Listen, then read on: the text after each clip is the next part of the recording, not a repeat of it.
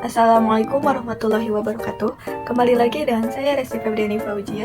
Di sini saya masih mereview buku dari karya Abah Mehmet Aga mengenai seni memahami dan menerima diri. Pada bagian 7 ini, saya akan mereview mengenai cara untuk menerima diri sendiri. Adapun cara untuk menerima diri sendiri, yang pertama yaitu dimulai dengan keinginan. Keinginan yang kuat akan menjadi energi yang luar biasa bagi kita untuk berubah lebih baik dan perlahan melupakan segala hal yang tidak mengenakan di masa lalu. Keinginan yang kuat untuk menerima diri sendiri akan menyadarkan kekeliruan cara pandang kita tentang diri sendiri, juga dunia secara luas. Kesadaran diri yang baik mampu memilah mana yang baik dan buruk, mana yang penting dan tidak penting. Yang kedua yaitu menghargai diri sendiri. Penghargaan terhadap diri sendiri tidak bisa dipandang remeh sebab dapat mengembangkan perasaan yang kuat terhadap diri sendiri dan dapat membantu memaksimalkan potensi yang kita miliki. Lakukan hal yang terbaik yang bisa kita lakukan dan orang lain pun akan memperlakukan kita dengan pantas, yaitu dengan cara yang pertama, alokasikan waktu agar pikiran lebih fresh. Yang kedua, lakukan sesuatu yang baik untuk tubuh. Yang ketiga, buat diri sendiri dengan nyaman. Yang keempat, melakukan hal yang berbeda, membuat kita merasakan pengalaman lain atau baru sama sekali. Yang kelima, berjalan-jalan di alam terbuka. Yang ketiga yaitu menerima sisi gelap diri. Setiap orang mempunyai sisi gelap diri. Menerima sisi gelap diri berarti menerima segala aspek diri. Adapun tips terbaik menyikapi sisi gelap diri sendiri, yang pertama yaitu menyadari adanya sisi gelap. Yang kedua, jangan melawan sisi gelap. Tidak perlu kita lawan, tetapi direnungkan mengapa muncul sisi gelap tersebut.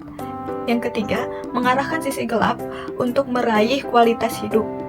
Yang keempat, menerima semua emosi dalam diri. Kita mesti merasakan semua emosi, kesedihan, kemarahan, rasa sakit, dan sebagainya.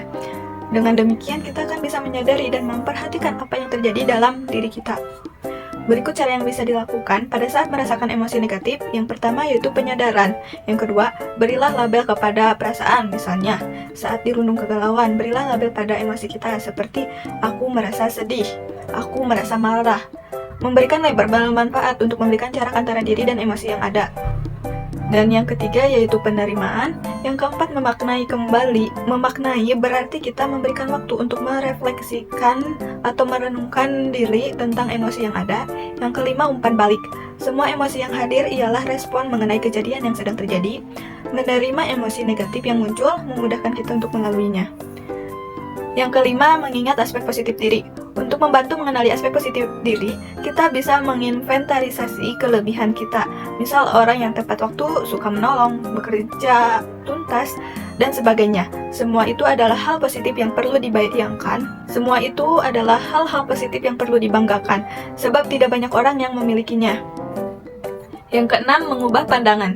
Jika mendapati kebaikan dalam diri kita, maka terus tingkatkan sehingga nantinya benar-benar akan merasakan nikmatnya berbuat baik. Sebaliknya, jika kita mendapati hal-hal buruk dalam diri, maka saatnya untuk merubahnya. Yang ketujuh yaitu menghentikan pola pikir negatif. Cara untuk menghilangkan pikiran negatif diantaranya, yang pertama, mengenali pikiran negatif yang muncul. Yang kedua, mencatat pola dan area pikiran negatif. Yang ketiga, menyediakan alternatif untuk pikiran negatif tersebut. Misalnya, perasaan bahwa kita tak memiliki kompetensi dalam pekerjaan dapat dilawan dengan memunculkan kekuatan yang kita miliki. Yang keempat, memberikan afirmasi terhadap diri. Jangan pernah mengatakan hal-hal buruk kepada diri sendiri. Yang kelima yaitu berteman dengan orang-orang yang memberikan suasana positif. Yang keenam, menjalani gaya hidup sehat. Yang kedelapan yaitu memaafkan diri sendiri dengan memberi jeda bagi pikiran dan menggantikan perasaan bersalah dan malu itu dengan perasaan bersyukur dan berbuat yang terbaik sebagai pengganti kesalahan kita pada masa lalu. Yang kesembilan yaitu menasehati diri sendiri. Menasehati diri sendiri bisa dilakukan dengan model soliloquy, yaitu membayangkan kita bercakap-cakap dengan seorang kawan untuk menerima saran, di mana sebenarnya kawan itu adalah hati nurani kita sendiri. Terdapat manfaat yang dapat diambil dari aktivitas ini. Yang pertama yaitu hati yang megah.